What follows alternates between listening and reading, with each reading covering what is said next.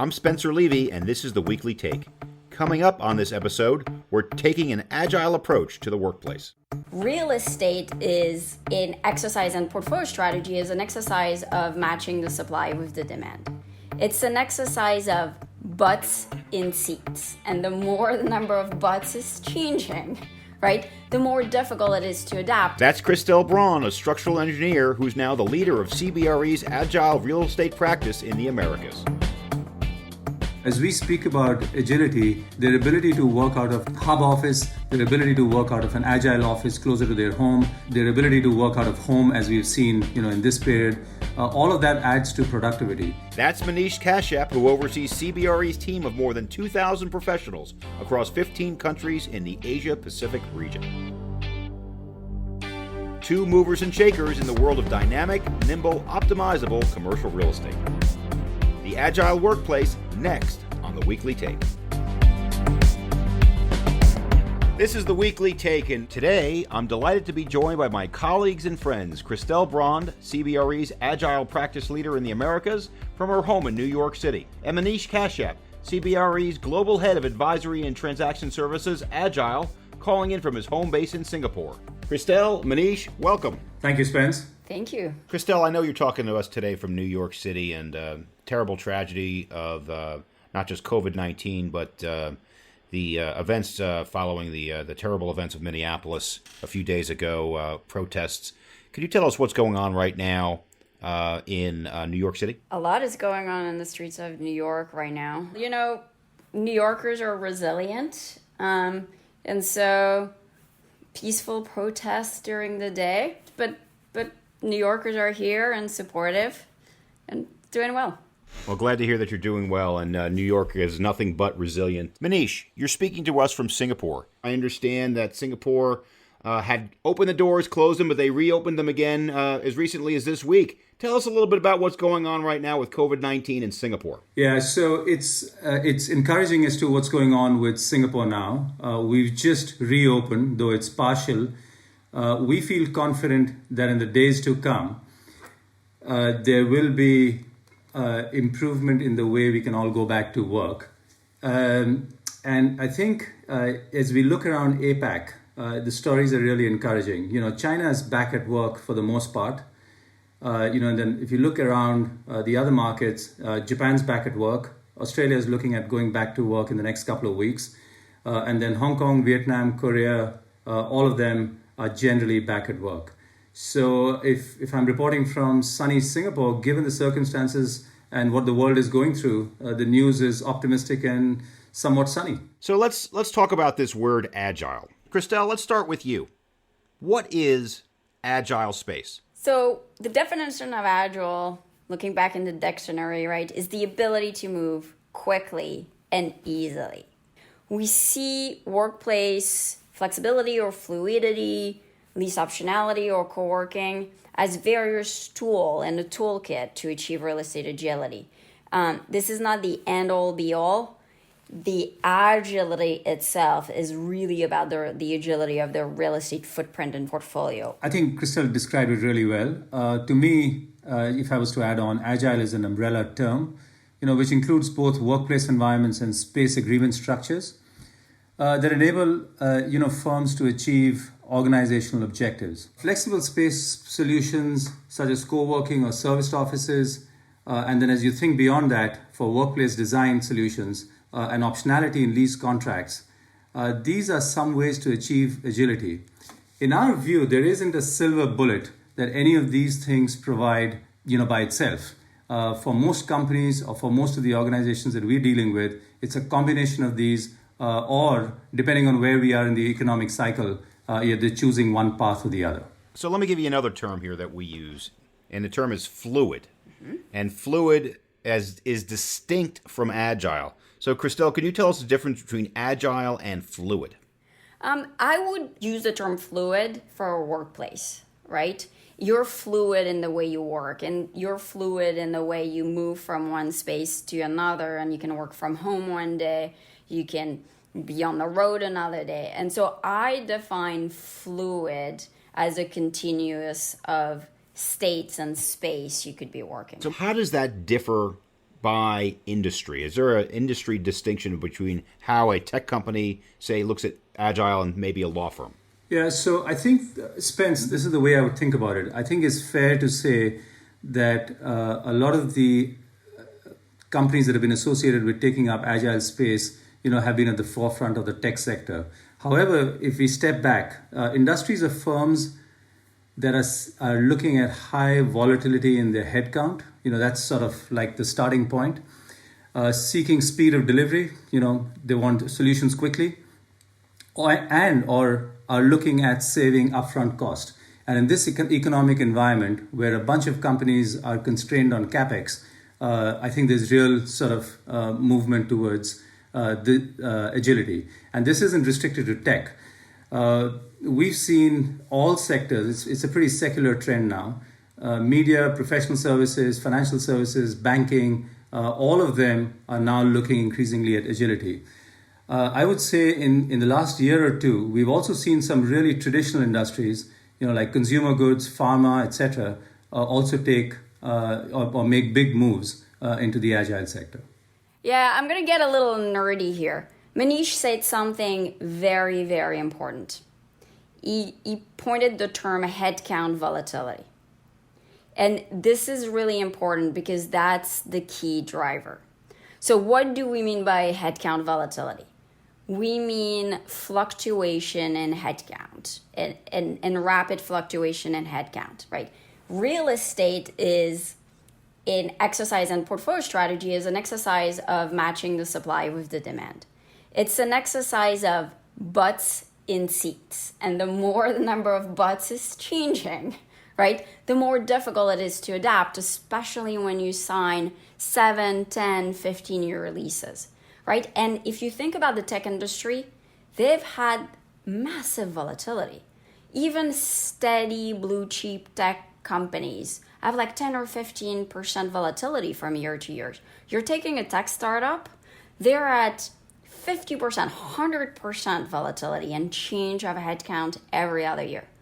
What kind of 10-year, 15-year lease allows you to change like this? None. So they have turned to number one, workplace, density change, sharing desk, right? Because they couldn't change the footprint fast enough. So they made the footprint more elastic. Let me jump in here for a second because yes. I'm going to push back on you for a minute. Please do. Because the best companies I know are most focused on productivity, about the workers being happier. So is Agile about cost savings, or is it about having the most productive, happiest employees you can? I think, Spence, the focus on cost has always been there. I don't think Agile solutions would work without the employees being more productive, and indeed, for them, there being more life choices. So as we speak about agility, Christelle touched on this earlier, their ability to work out of a hub office, their ability to work out of an Agile office closer to their home, their ability to work out of home, as we've seen, in this period, all of that adds to productivity. So, Christelle, is it about cost savings or is it about productivity? I am the cynical in the team. This is first and foremost about cost effectiveness. Now, in an environment when you're fighting for talent, you need to be competitive. And talent attraction and retention is really important. And therefore, you are going to provide that environment. Now, we're in the COVID-19 moment today. Obviously, people are cost conscious.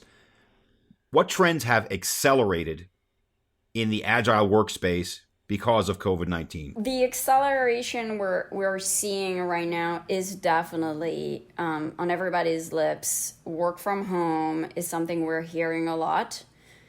The other one we're starting to hear too is hub and spoke. Are any of them gonna stick? Your guess is as good as mine. I think we're in a very temporary state and we need to wait and see to figure out. I think work from home was always an option, but I think there were still a bastion of people who were still reluctant to adopt it. They thought they couldn't and they realized they could. Now, I don't see it as a binary thing. It's not either you work in the office or you work from home. There's a whole continuum and spectrum of ways you can work, and that's where like the fluidity comes along. And I think we'll end up in a balance somewhere in the middle. Spence, if I may jump in, the companies in this environment are very reluctant to make long-term commitments. We're seeing that with a bunch of conversations with our clients. They don't know which way the business is headed in the next year or two, let alone the next 5 or 10 years. So there is built-in volatility in the way forward. As Christelle alluded to, this whole trend around core and flex, having a core office and then having offices closer to people's homes in the suburban districts, or giving employees flexibility to be able to come in and work from different offices around the city, I think is again seeing momentum. And the third, we spoke about this earlier too, many companies are very, very reluctant to spend money on CapEx. They are all in cash preservation mode. And because of all of this, we think there'll only be an acceleration in this process for the desire for agility. There's this author I really like, Adam Grant, wrote this book, Power Moves, where he interviewed people in Davos. And it used to be that the world had two main power, political power and economics. And those were the people who were in Davos. And now there's a third category that came in, which is the power of networks. And I think that'll be interesting to see how companies, employees, and real estate will harness that notion of networks and power of networks, and how hub and spoke is a way to knit that network, and how it will be achieved will be really interesting. I don't think we're going to see the large suburban campuses coming back, but there's definitely a pull towards that spoke notion and that network notion. And Spence, just to carry on from where Christelle left off, the other thing that we are hearing anecdotally, we are hearing from companies that people who've got used to working from home are actually beginning to demand that there should be a spoke or a smaller office closer to their home. So they don't necessarily want to work from home, but they want to be able to go somewhere more convenient than going all the way into the CBD. And I think this trend, Spence, will perhaps catch on more in cities that have very long commutes. Well, I agree with you that the acceleration in the desire for agility is going to be here. But a lot of people are talking negatively today about flex space, co-working space. I think, well, they might have short-term problem, but I think long-term, the case has been made for how important they are. Do you agree with that, Christelle? 200%, Spencer. Absolutely. Tell me, do you see a world where companies are reverting back to growing 1 or 2% steadily for a period of 5 or 10 years? Is it the world that is awaiting us? Because in a world where you have a lot of fluctuation, right? Every aspect of an organization, they've tried to variabilize their cost. Even cloud computing, right? Even data centers have been variabilized in some ways. And office real estate was the only areas that was still not there, right? And so as long as our company are going to be fast-paced, are going to change rapidly, they're going to need for a solution that is short-term, easy, fast, and low in capital. I want to make another point here. I think there is a lot of noise in the system, as you alluded to, around what's going to happen to the future of these companies in the co-working sector. I think the way to think about this is, the supply side is going to be difficult to estimate what happens, which is, which companies survive, which companies don't survive. And I think it's something that will be perhaps more clear in the next 6 or 12 months. However, I think we are all agreed on the fact that the demand side will be much stronger. And if there is much more demand for agility, the supply side in a period of time will figure itself out. But let me turn this now to a capital markets question, if I can. As you know, I'm a capital markets guy by heart, and I get concerned at times with the agile workplace. If we have too many short-term lease commitments, it may make the office building business more challenging in the future to finance it. Christelle, what do you think? This is a very valid question, Spencer, and a question that the industry is still grappling with. In some aspects, having flex in your building can make your building more attractive to tenant and arguably impact the value. In some other ways, definitely the industry is figuring out that specific flex space. What should the cap rate be? Will there be an impact on it? The lenders obviously are concerned about short-term cash flow. This is still in flux, but this is something that the hotel industry has been able to solve. This is something that the multifamily, residential, rental industry is being able to solve. So I don't think it's something that is impossible for us to solve. Manish, what's your point of view on what this does to the value of buildings? Yeah, I think, Spence, this will go back to the traditional sort of way of viewing valuations, which is the tenant covenant.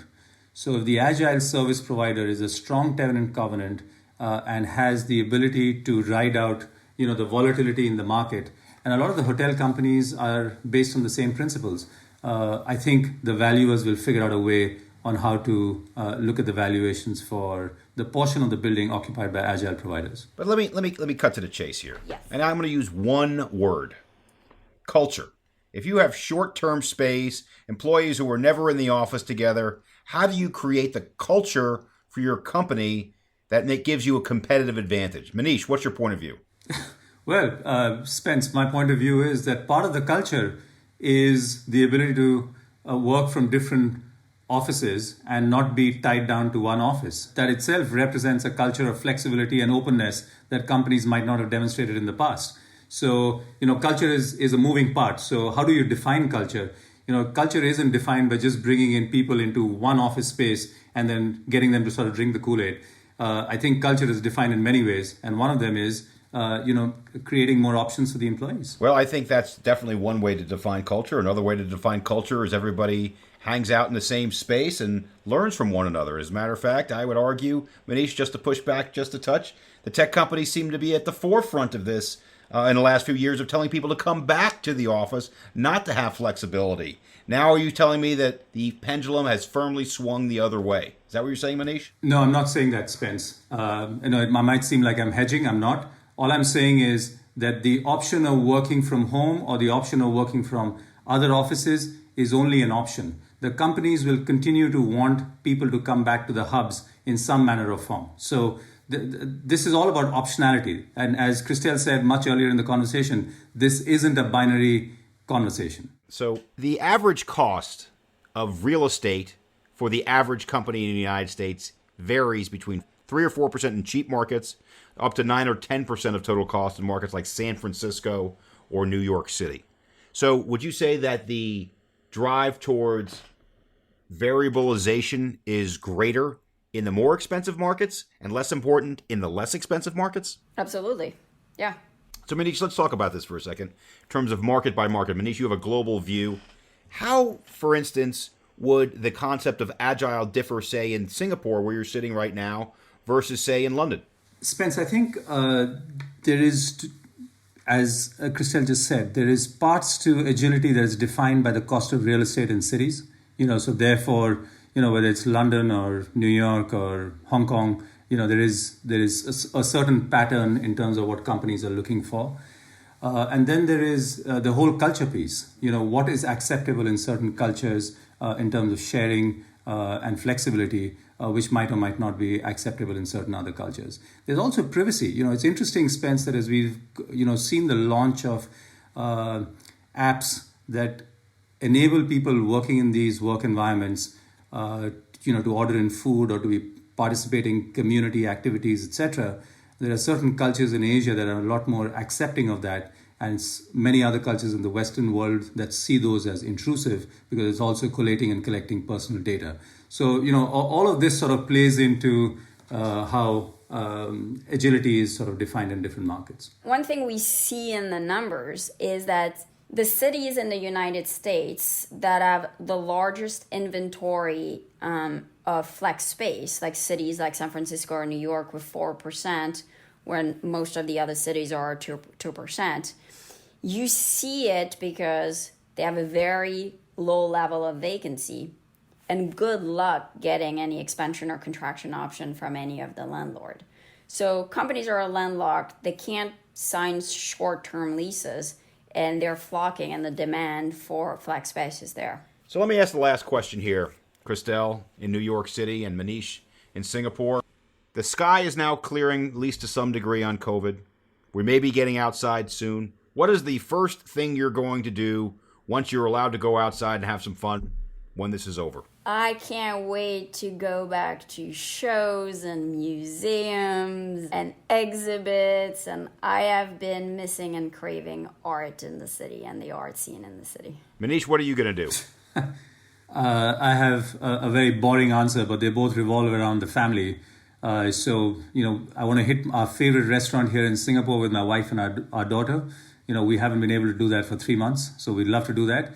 And the second one is that I've realized through this period, my parents who are locked up in India, as to how difficult it is for older people to connect socially because they are tech challenged. And the fact that they can't meet anybody is really, weighing on them. So when all this opens up, I'd like to be able to visit them real quick. Well, that's a very nice answer, Manish and Christelle. And How about you, Spence? Well, what I want to do is I want to do what I did with Manish 5 years ago in Tokyo, is hit a karaoke bar and sing "We Are the Champions" until late into the evening, and I want everybody to come. Visiting family, friends always takes the top of the list, but maybe karaoke takes number 2. So on behalf of the Weekly Take, this is Spencer Levy, delighted to be joined by my friends Manish, Kashyap, and Christelle Bron. Thank you very much on behalf of the Weekly Take. Thank you, Spencer. Thank you, Spence. It's been a pleasure to be part of this. For more information, go to CBRE/The Weekly Take. Until next time, I'm Spencer Levy. Be smart, be safe, be well.